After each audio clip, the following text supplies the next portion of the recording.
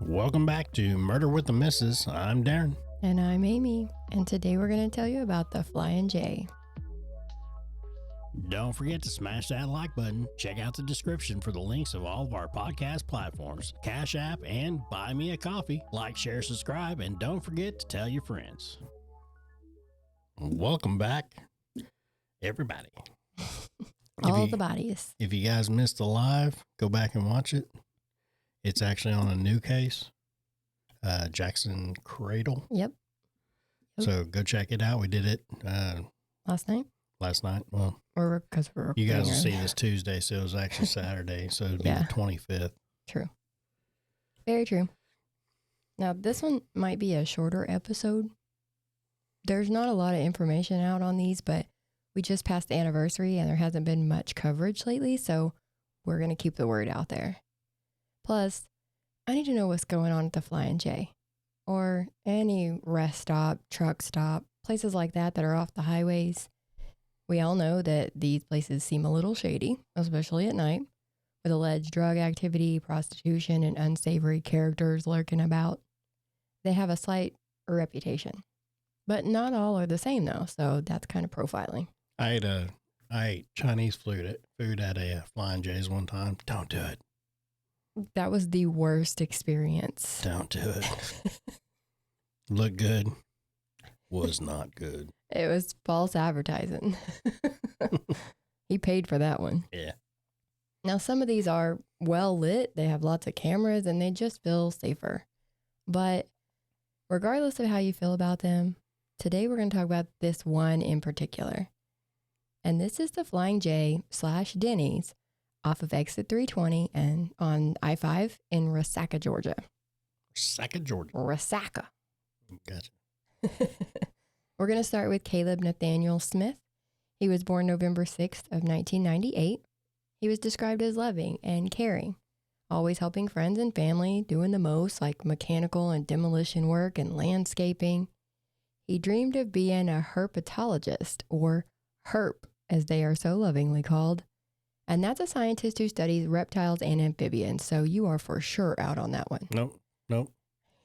Nope. Don't mess with the ropes. No snakes. No snakes. Nope, not in this house.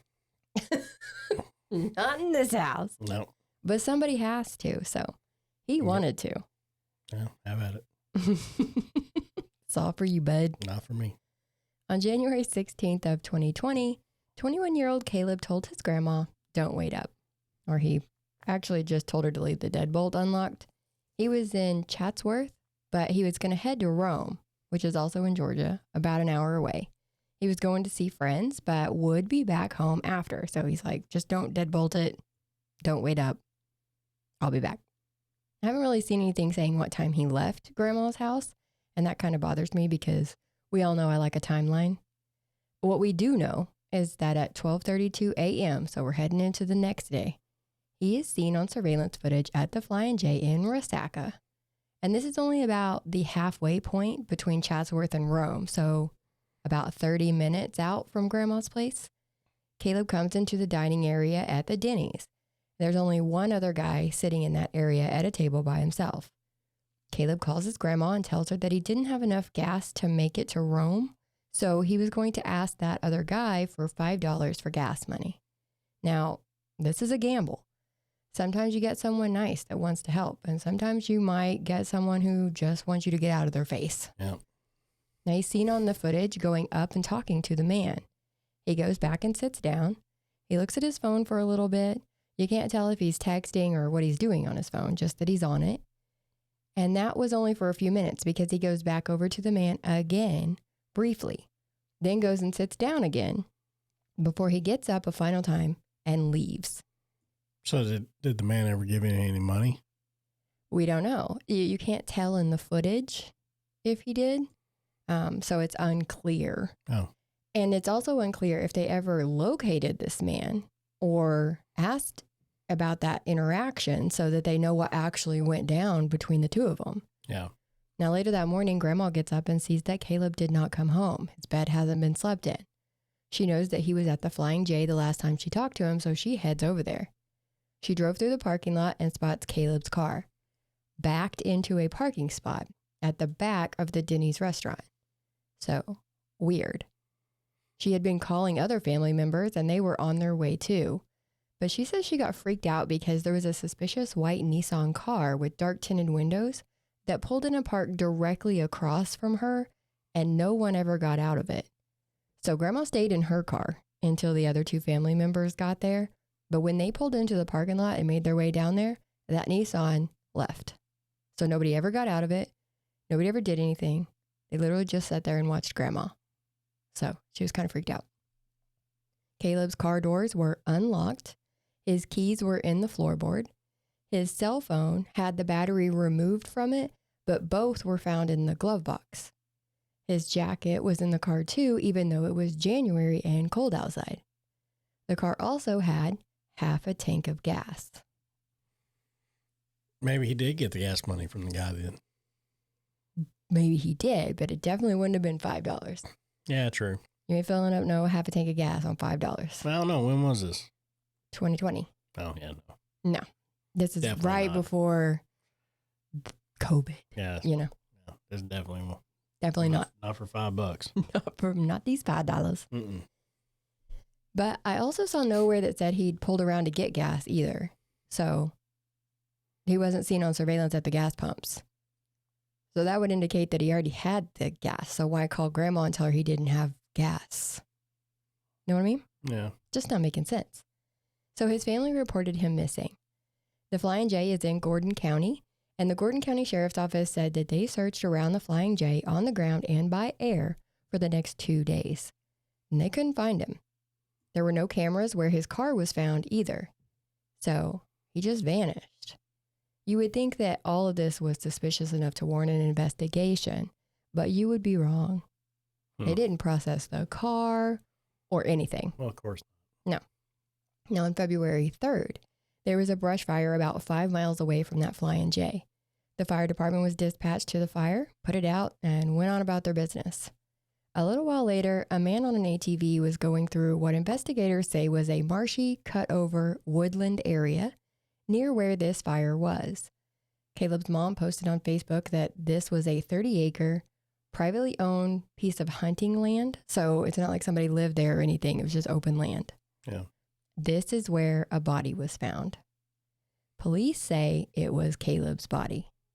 Completely nude, no shoes or socks, and his feet were completely clean. Now, we'll post a picture of the area, and it's definitely not a place where you would have clean feet if you'd been walking around. Police say there was no evidence of violence and nothing to show foul play. So is anything else found, with his body or, where was his clothes? Where were his clothes? Yeah. He had no clothes, and there was nothing really found around the body. His mom says that there were tire tracks, shoe prints, and another missing person sign out there, but that was it. And they were told that his body was pale, but there were no signs of animal bites on him. Now, if he'd been out there this whole time, which is what they believe he was out there from the time he went missing, basically, until the time he was found. Yeah. But this is like a heavily wooded area, open area, no human activity out there. So they had a bunch of coyotes and things like that in that area. So the fact that he had no animal activity or bites or anything on him, kind of weird. It's kind of weird. Yeah. But also they had tracks and shoe prints. Tire tracks, yeah. Yeah, but I guess they figured that those were just from either the people who found him or the first responders.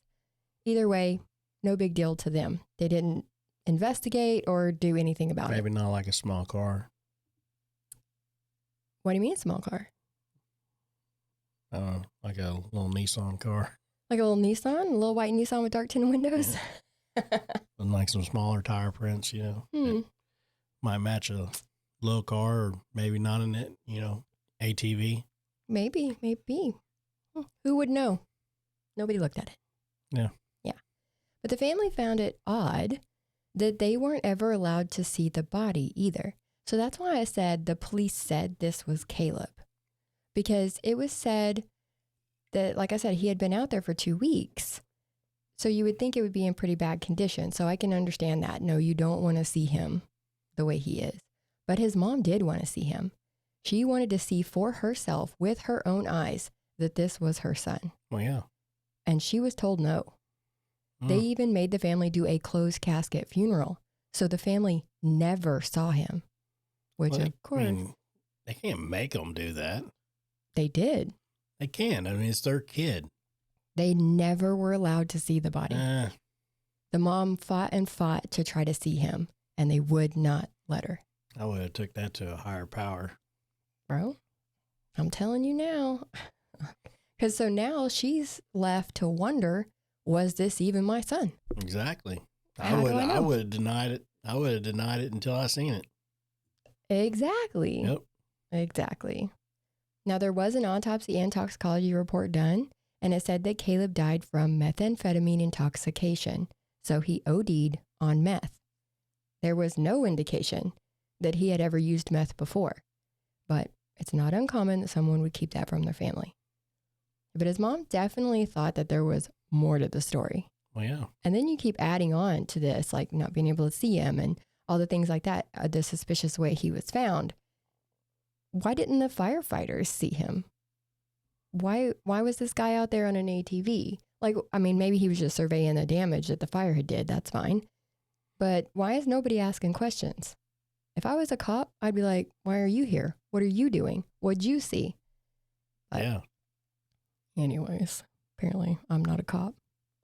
So especially to add to it, in January of 2024, when the Georgia Forestry Commission released a report about that brush fire, you see, initially it was said to be a controlled burn, which makes sense and doesn't make sense all at the same time.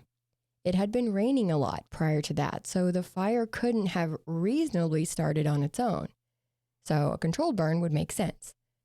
The news report said that the fire was actually incendiary.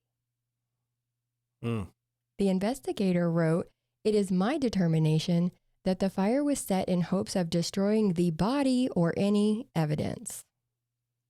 So arson. A cover-up. Yeah. Do the cops care? No.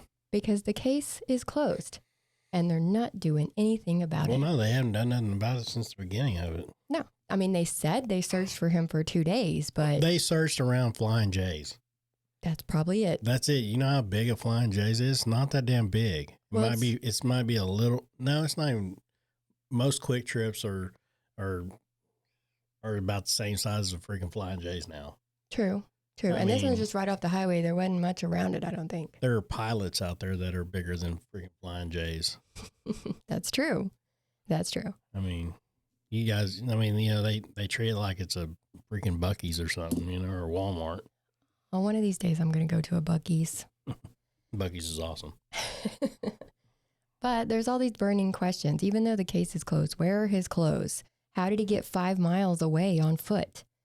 And I know meth can make you get hot, so maybe he did undress all the way down to his bare feet. But then what? Walked 5 miles? There's no way he walked that distance. His feet were clean and fine. There was no damage to his body whatsoever. So how did he get there? Well, that's what I'm saying. I mean, I don't believe any of that. I mean, it's just. No. And who owned the Nissan car? Don't know. They did no investigating. Nope. They took no pictures. Nope. Awesome. They didn't even process the car. They just took the stuff out of it and was like, oh, well, actually, I think the family did. The family took his stuff out of the car and was like, I found all these things. But the cops were like, cool. Good job there, officers. Yeah. It's only going to get better from here, I guarantee you. Well, we're going to take a quick break. We're going to play our ad because it is our sponsor. Yes, so just hang in there with us and we'll continue the story in just 1 minute. Do you or someone you know live in an apartment community? Are you balling on a budget? Then this ad is for you. Some apartments don't have a washer and dryer included in the lease. If you want that life, then contact My Laundry Solutions. They serve Tulsa, Oklahoma, Springfield, Joplin, and Kansas City, Missouri, Sherman, Dallas, Houston, and Lubbock, Texas. Their newest location is in Fort Worth, with more locations opening in Texas in 2025 and 2026. No credit check, free service, professional installation, and your account is available online, all for about $1 a day. Go to your leasing office, go to mylaundrysolutions.com, or call 800-535-4411. Stop wasting that hard-earned money at the laundromat and give My Laundry Solutions a call today. My Laundry Solutions. Great people. Yep. And they have great customer service. Yep. And also, if you guys would like to contribute to the podcast, we do have a CashApp, which is the CashApp tag is messed up because for some reason it doesn't work, but get to it here. There we go. It's so you have to use dna.truecrime@gmail.com, or you can go to buy me a coffee at buymeacoffee.com/mwtm. Every single time you say that, buy me a coffee. Buy me a coffee. Because he needs that caffeine. Can you tell? Well, she needs the caffeine because she's the one that researches. She does all the stuff. But anyway, we'd appreciate it if you guys would like to. If not, no big deal. Continue to watch, subscribe, and everything. And everybody, and to all the new subscribers, hello, and thank you for subscribing. Thanks. Welcome. Yeah, welcome. So we've talked about Caleb. Now we're going to talk about Keeslyn Roberts. She was a happy girl, played basketball when she was younger, and was in gymnastics. In high school, she was in the color guard. Her senior year, she got into a little trouble for having marijuana. She would end up with a probation officer because of it. And I'm not shaming. It's just weed. It's legal in a lot of places now. But this will be handy information for later. By the age of 20, she was living with her boyfriend and about 15 minutes away from her family. She was in regular contact with them, especially if she needed a little money. When you hear her dad talk in interviews with FSA, she always contacted us if she needed money and we'd send it to her. So we kept in regular contact. On January 18th, so roughly 2 days after Caleb was last seen, Keeslyn took her friend to work at that Denny's in the Flying J in Resaca. He was only working from 7 to 10 that day, which I thought was a really weird schedule, 3 hours, but she was going to give him a ride home too. So at 10 o'clock, he came out to Keeslyn's car in the parking lot, but she wasn't there. Now, in one version of events, he says he called her and she said she would be back in a few minutes. In another story, he had said that he hadn't talked to her since she'd dropped him off. So it's not clear exactly if he actually talked to her or not. Sometime after 11 p.m., it is pouring down rain, and Keeslyn comes up to the back kitchen door of that Flying J, where a manager and another worker are. And it sounds like they're having like a smoke break to me. But at first they told her that she couldn't come in that door because it's employees only. But she was soaked and she looked scared. So they went ahead and let her go in. Now, when they came in shortly after, Keeslyn was crouched beside a counter in the kitchen. They asked her what she was doing there, and she said she was looking for the guy that she had dropped off for work. So she actually says his name, but we're not going to do that. But she was looking for him. The manager told her that she couldn't be there. So Keeslyn ran back out that door that she had come into, the door leading to that back parking lot of the Denny's. The manager looked out the door and saw Keeslyn on the sidewalk. The manager turned her head for a second, and when she looked back, Keeslyn was gone. She called the police to report a suspicious female, and when they showed up, the manager let them know that she had left her bag there, so her backpack was still there where she had been crouched by the counter. They told her to just hold on to it in case the woman came back for it. They didn't look in the bag or anything, look for any kind of ID? No. Nothing? No. Not the cops, and it sounds like the workers there didn't either. Well, I mean, I can understand the workers not, doing that, but I mean, the police officers, they have every right to look into a suspicious bag that's left on scene. It's a suspicious woman that came in, obviously under duress, or she was having some type of issue, and then she just ran out and left her bag. Yeah, that's suspicious. Exactly. I mean, come on, do your job. Yeah.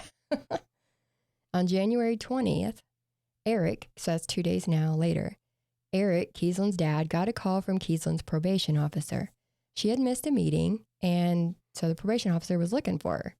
He hadn't heard from her since he had sent her the money on the 18th. So that's the last communication he had with her, was the day that she went missing. He went to the house that she lived in with her boyfriend, and the boyfriend tells him that he hasn't seen or heard from her in a couple of days. Sounds real concerned. Then he tells Eric that her car is at the Flying J. So how did he know that? How did he know that? So what does he drive? Not that car. Oh, I don't know. Was it a white Nissan? Tell me. But that's one of many burning questions. Eric does find her car at that Flying J, backed into a parking space that was just 5 spaces down from where Caleb's car had been found. Coincidence? I think not. I think not. Now, Eric said this is not how Keeslyn could have parked that car. It was in the space like perfectly, and she was not capable of doing that. Same here. Plus, her driver's seat was pulled all the way back, too far back for her to have been able to drive it. So somebody taller. Somebody taller. Gotcha. Eric calls Gordon County to report Keeslyn missing. The deputies show up and tell him that he needs to call Murray County. Why? The Flying J is in Gordon County. So when Caleb had went missing just a few days before, they were doing their searches, they were carrying on. But now you have Keeslyn, and they're like, oh, well, she's not from here. She's from Murray County. So you need to call Murray County. But it happened in their county. I am from Oklahoma, but if I go missing in Texas, you should report me missing from Texas so that they can search for me there. Yeah. Isn't that kind of the way that works? Especially if that's where you was last seen. Last seen. Like eyes on. People saw you. I'm telling you, I could not make that make sense. But Eric does. It's like a not my job. Yeah. Type thing. It's almost like they had just had to deal with this and they didn't want it to look bad on them or something, that now 2 people have gone missing. I don't know. I just don't know. But like I said, Eric does as he was told. 5 days later, the case is assigned to a detective. 5 days. The first 48 hours are crucial in all these investigations. You can start losing camera footage, witnesses, all the things pretty quickly. Yep. But they wait 5 days. So she was missing 2 days before it was even discovered that she was missing. Now you got 5 more days. So you're a week out. Why? There were no searches for her by law enforcement. So they searched for Caleb, but they did not search for Keeslyn. They didn't even process her car either. So here they have her car and they don't care. You have 2 people who just up and vanished from the same place 2 days apart. Both cars conveniently parked where there's no cameras and it's not suspicious. Plus, when you back into a space, it's usually to hide your tag. Like, your tag is on the back of your car. So if you back in, you can't really see it. That's kind of another red flag. Plus, who backs into parking spaces? I do, but it's just because I don't want to have to deal with it trying to get out. Now, Eric did get her backpack, right? So inside were her car keys, her wallet, her ID, cash, debit card, phone charger, and some clothes. About 45 days after Keeslyn's disappearance, the family gets a tip from an employee at the Flying J/Denny's. There had been some clothes under a bush and behind a dumpster since Keeslyn went missing. And the cops never came to get them. Right? And they damn sure didn't find them in a search because they didn't search for her. So Eric and Shannon, which is her mom, they go and check it out. And there hasn't been much released about the clothes that they found, except that one of the shirts was confirmed to be Keeslyn's. So I have to wonder if any of those other clothes were Caleb's. I haven't seen anything about that, but that was the first thing I thought of. He was found without clothes. They find a pile of clothes. Yeah. If both of their clothes are in the same spot, that means there's a high probability that the same person put them there, which means the same person had them. Yeah. Is it just me? Swear. They call the police, though. They're still trying to do this right. They call the police. The police come. They bag and tag the clothes. But it's basically for no reason. Because they tell them that they can't be tested or anything because no crime has been committed. Well, I mean, it's frustrating enough as it is. Yeah. You know, and then you get the cops that don't do nothing. Yeah. And then they're like, I don't see nothing wrong. Yeah, no problems here. What's the problem? Yeah. I swear to you. And then they're like, call the other county. She's from that county, so call the other county. But it happened in your county. Mm-hmm. It did. Yep. I mean, call the other county and say, hey, she's missing. Why not? She came missing from our county. So keep an eye out. There you go. She might be in your county. In case she comes home. But we're going to look in our county. You do the same. Why not? I mean, why not? Join. What else you doing? Yeah, join forces. There's also been some misreporting that Keeslyn had a warrant issued on her the day before she went missing. So some believe that she was actually running. Yeah. But the warrant wasn't issued until the 21st, according to Eric. Plus, it was weed related. Running out on a marijuana charge seems a little excessive because then you're just causing more trouble for yourself. Plus, why would she leave without the cash? If you're going to run off, I can see leaving the other stuff. Sure. But cash is king. Untraceable for the most part. Yeah. So it doesn't make sense to leave the cash there. They also never found her cell phone. What? They could maybe, I don't know, ping her last known location, see who she was talking to before she disappeared. Was she setting up some kind of meet there? Same with Caleb's. So they actually have Caleb's phone. Remember, they found it in the glove box. Yeah. But they will not search it. So my thing is, were they actually meeting up with maybe a dealer at the Flying J? Because we know that Caleb died of meth overdose, according to the autopsy. But we don't know that that's Caleb for sure.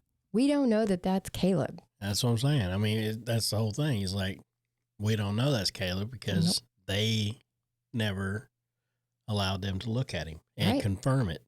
Right. Exactly. This is why investigations are important.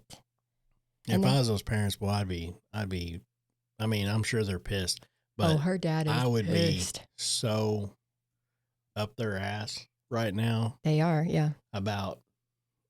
On Caleb. Oh, they are too. Yeah. I mean, both of them. Yeah. But I'm just saying, as far as like identifying him, I would be looking at getting that body exhumed. Yeah. And confirming it. Well, I'm sure they say that, we did testing and we checked his blood and it's him and it's his DNA. Not good enough because I wouldn't believe a fucking thing they said. Exactly. Nothing that's coming out of their mouth. Exactly. I need a second opinion, please. Yep. I would take it to a different county. Well, there's certain rules you have to go by to get a body exhumed. They don't just go get them.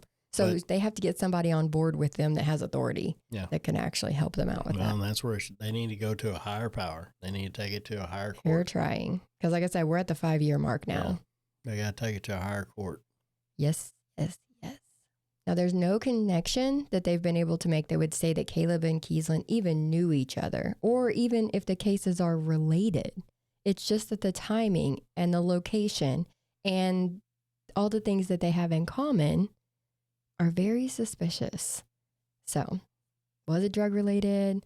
Was it not? Who were they waiting for? Were they waiting for the same person? Because I find it hard to believe that Caleb said he didn't have gas and now he does have gas, but they don't have any proof that he got gas there. Yeah. Which means he already had it. So he may have been, I hate to say it, he may have been lying to his grandma about where he was going and what he was doing that night. Maybe. And he's allowed to do that. He's an adult. But look into it. Find out what he was doing there. Find out who he was meeting there if he was. Same with her. Why was she so scared? Yeah. Because one report, there's been lots of, like I said, misreporting. And one was that she was standing at the door. When they found her, she had actually come in the door and was standing there staring out the door like she was watching for someone. Something was happening. Right. But then when they actually talked to the people, her dad did a whole Facebook video saying this is what actually happened and tells the story that I told you about her coming in, the workers finding her behind the counter, things like that. So that's what actually happened. But either way, she was scared. Yeah. So what was she scared of? It's worth looking into. The family has heard, like I said, many rumors, many different stories. Eric did that video to clear some of the things up. And he said in that video that the family does have a suspect in mind. They found a video on Keeslyn's computer showing a certain man physically assaulting her. But even though there is video proof, the police will not look into it. Well, no, they won't because they're lazy. They're just not wanting to do anything. They're there just to collect a check. That's it. Yeah. Yeah. See, and that's the problem is it's not just a job. When you go into law enforcement, it's not just a job where you clock in and you clock out and you just do the bare minimum to get by. Like you're signing up to protect the people. You're signing up to uphold certain things. And if something happens, you have an obligation to figure it out. And they don't want to do that. Yep. So that's pretty much where they're at on these cases. I will say Keeslyn is still considered missing. She is 5'6" tall. She weighed about 125 pounds when she disappeared. She has blonde hair and blue eyes.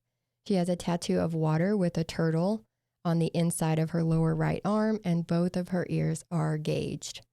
So if you see something, say something. If you know something, say something. Yeah. This family, it's 5 years later. This family they're stressed. I would be too. I mean, damn. Oh, absolutely. I mean, it's ridiculous. It's sad. I don't understand when you sign up to be a police officer, when you work your butt off to become a judge, when you work, when you do this stuff to become a lawyer, any of this stuff, you signed up to do your best. Yeah. And from the sounds of it, you're collecting a check. Collecting a check. And that's it from these people. Yeah. I mean, there are great ones out there. Yeah. There are some that actually signed up for and they're doing what they signed up for. And, we'll praise that. I wish they were everywhere. When you see stories like this and you can tell that they're not, they have no, they don't even want to do their job. No. They're just wanting to pass it off to the next one. Yeah. Or they're just wanting to shut it down as fast as possible. I mean, not letting the person identify if that is their son. That is the most ridiculous thing I've ever heard. Yeah. You have to identify in order to confirm. Yeah. And who best would know? A parent. A sibling. Unless they're just completely unrecognizable. But from the sounds of him, they literally said he was just pale. Yeah. And had no other problems to his body. Nothing. There would be something. Right.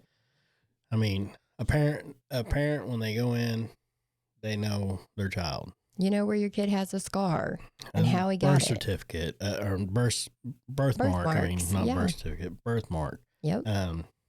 You know how, one tooth was slightly this way. Right. You know what I mean? It's just Slightly little shit. I mean, it's just, your kid best. That person doesn't know. And then for them to tell you no, you can't, man. I'd be in jail. Darren would have been in jail. Yeah. I was about to say that exact same thing. That would not sit well with me. Yeah. At all. I probably would too. I'd try to sneak in though. Darren would just push his way in. No, yeah, I would. Yeah. Football tackle anybody. But if you have any information, please contact the Georgia Bureau of Investigation at 706-624-1424 or the Murray County Sheriff's Office at 706-695-4592. Yeah, and that's it for this one. And if you guys are listening to the story and you guys have some info, email us at dna.truecrime@gmail.com. And they do have Finding Keeslyn Facebook page. all kinds of things out there. So definitely look it up. If you have something to offer, give it up to them. Yep. Give it up. Till next time. Bye.